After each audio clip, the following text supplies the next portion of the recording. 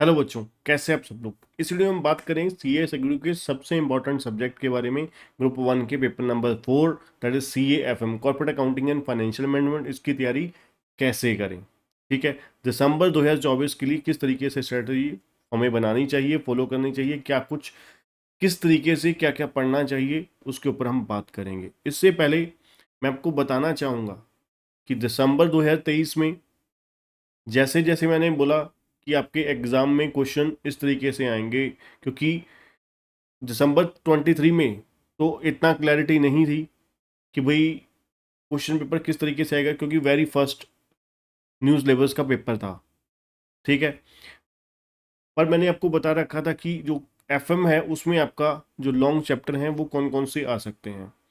फिर दिसंबर 23 को एग्जैक्टली देखते हुए मैंने आपको बताया कि ये चैप्टर्स, आप अगर मेरी पिछली वीडियो देखें जो जून 24 के बच्चों के लिए बनाई मैंने, काफ़ी सारी वीडियोस सीएफएम के ऊपर, तो उसमें मैंने बच्चों को क्लियरली बोला कि इस बार आपका वर्किंग कैपिटल नहीं आने वाला, नहीं आने वाला, नहीं आने वाला। आपका इस बार लॉन्ग क्वेश्चन एफएम वाले पोर्शन में कॉस्ट ऑफ कैपिटल का आएगा या कैपिटल बजटिंग का आएगा। उसके बाद आपका लीवरेज, डिविडेंड पॉलिसी, ठीक है, इन्वेंट्री मैनेजमेंट, इन तीनों के क्वेश्चन आएंगे और अब एग्जाम में देख लीजिए आए भी हैं। कॉर्पोरेट अकाउंटिंग वाले यूनिट में मैंने बोला कि आपको जो शेयर कैपिटल का चैप्टर है लॉन्ग क्वेश्चन में नहीं आने वाला, नहीं आने वाला, ठीक है। आपको बताया फाइनेंशियल स्टेटमेंट, कई बच्चों को तो फाइनेंशियल स्टेटमेंट का नाम ही नहीं पता था कि चैप्टर भी है कि नहीं है, ठीक है। फिर मैंने बताया कि फॉर्मेट जो आपको इस चैप्टर में स्टडी मटेरियल के में ये नाम दिया हुआ है चैप्टर का, एक्चुअली में इस तरीके का क्वेश्चन आपको बन के आ सकता है, ठीक है। तो जैसे जैसे कुल मिला के बोला वैसे वैसे भगवान की दया से पेपर में हुआ भी। रीज़न ये नहीं, इसमें मैं कोई मैं वाली बात नहीं कर रहा, इसमें मैं आपको बता रहा हूँ कि देखिए हर चीज़ में एक्सपीरियंस होता है। एक बंदा बहुत अच्छे तरीके से, मैं बिल्कुल एनालाइज करके उतना ही बोलता हूँ, ज़्यादा हवा में नहीं बोलता, ठीक है। तो इसलिए जुड़े रहिए हमारे साथ, ठीक है। और सी एफ एम में अगर आप एग्जामिशन चाहते हैं तो टिल एग्ज़ाम डेट तक फॉलो कीजिए हमें, मुझे फॉलो कीजिए, है ना। डेफिनेटली आपको मैं श्योरिटी के साथ कह सकता हूँ आपके बहुत ज़बरदस्त मार्क्स आएंगे, बढ़िया मार्क्स आएंगे, जितने आप डिजर्व करते हैं उससे 5-10 एक्स्ट्रा ही आएंगे, कम नहीं आने देता मैं, ठीक है। इतना मैं आपको प्रॉमिस करता हूँ, ठीक है। अगर आप C S C F M की क्लासेस बाय करना चाहते हैं और कंप्लीट ग्रुप की क्लासेस बाय करना चाहते हैं, बहुत ही डिस्काउंटेड प्राइस पे अवेलेबल हैं, बहुत ही नॉमिनल प्राइजेज हैं हमारे, ठीक है। डिस्क्रिप्शन में आपको लिंक मिल जाएगा, लिंक पर डायरेक्टली क्लिक करके बाय कर सकते हैं, ठीक है।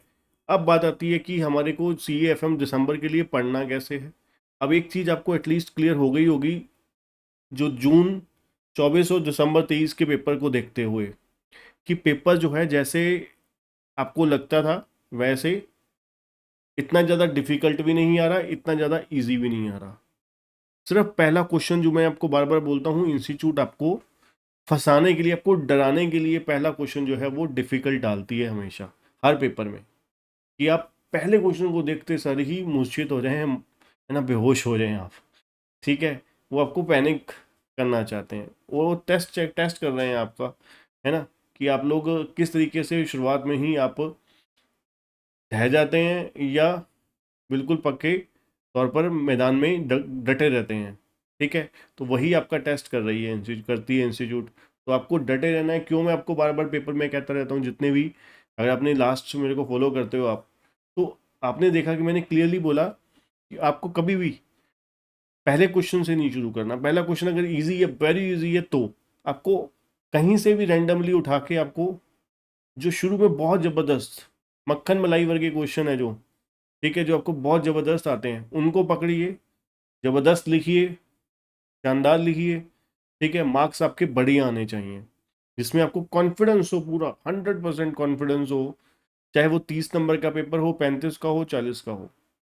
सुपर ज़बरदस्त तरीके से लिखिए, मार्क्स सुपर ज़बरदस्त तरीके से आएंगे। चेक करने वाले को भी मज़ा आएगा शुरू में, फिर वो अगला थोड़ा सा, है ना, आप उस प्यारे स्टूडेंट की तरह, है ना, जो फेवरेट स्टूडेंट की तरह वो आपको ट्रीट करेगा बाकी रिमेनिंग पेपर के लिए। तो वहाँ पर थोड़ा सा वो आपको ढील भी दे सकता है, चांस बन जाते हैं। जब आप शुरू में ही खिचड़ी गंद पकाने लग जाते हैं तो फिर वो चांसेस नहीं बनते कभी भी आपको प्यार से ट्रीटमेंट देने के, क्योंकि शुरू में ही आपने कचरा करना शुरू कर दिया, है ना। तो वो सोचता है कि यार ये तो फेल होने वाला स्टूडेंट है, उसके दिमाग में उसमें मेंटेलिटी ऐसी बन जाती है ना, परसेप्शन आपके लिए ऐसी बन गई है। इसलिए अब आपको पूरा प्रैक्टिस के साथ ये सब्जेक्ट तैयार करना पड़ेगा। ठीक है, डिफिकल्ट नहीं है, मैं आपको पहले दिन से ही कह रहा हूँ, कभी भी सी एफ एम डिफिकल्ट नहीं है, नहीं है, नहीं है। आपको नॉर्मल क्वेश्चन ही आते हैं।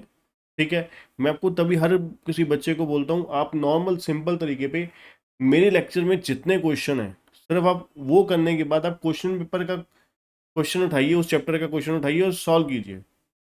अगर नहीं हुआ फिर आप मेरे को कहिए कि हाँ सर, लेवल का नहीं था हमारा जो लेक्चर्स थे।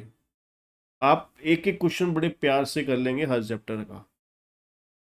ठीक है ना, बहुत इजीली नॉर्मली हैंडल कर लेंगे। और लेक्चर भी कोई ज़्यादा नहीं, हार्डली आपको 120 125 घंटे से ज़्यादा नहीं है, और कवरेज भी पूरी है। ठीक है, क्यों? क्योंकि मैं टाइम वेस्टेज नहीं करता, क्योंकि आपके एक एक मिनट की बहुत वैल्यू है, हम भी जानते हैं। ठीक है ना। तो पढ़ना कैसे है मेन, अब कौन कौन से चैप्टर करने हैं ये मैं आगे आपको बताता रहूँगा। मेन इस लेक्चर का मकसद जो था मेरा क्या था, आपको इन्फॉर्म करना कि किस तरीके से पेपर आएगा। सबसे इम्पोर्टेंट बात उससे भी किस तरीके से आएगा से, कि आपको प्रैक्टिकल को सॉल्व करना है। ठीक है, जितने क्वेश्चन करो इस तरीके से 2 बारी करो, 3 बारी करो, कॉन्फिडेंस होना चाहिए। फॉर्मेट को रिवाइज करो, बार बार लिख के देखो, पॉइंट्स को ओरली रिवाइज करो। सिर्फ सम सॉल्व करने से बार बार, सिर्फ ज़्यादा से ज़्यादा सम सॉल्व करने से बात नहीं बनती होती। जितना करो सुपर कॉन्फिडेंट होके करो। डाउटफुल होके मैं देखता था कि कई बच्चों का लास्ट डेज में क्या आ रहे हैं, क्वेश्चन आ रहे हैं कि सर इसमें ये प्रॉब्लम आ रही है। ठीक है, तो वही चीज़ पूछी जा रहे हैं सेम जो पहले ये दूसरे लेक्चर में मैं बोल रहा हूँ। इसका मतलब क्या है, आप फॉलो ही नहीं कर रहे।